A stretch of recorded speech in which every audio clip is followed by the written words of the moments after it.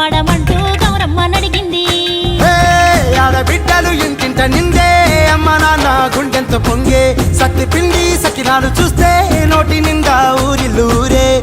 పొద్దున్నే తమ్ముళ్ళు లేచి పూల కోసం బయలెల్లి ఉరికే శాపపరిచి వాకిళ్ళలోన చెల్లెళ్ళంతా బతుకమ్మ పేర్చే.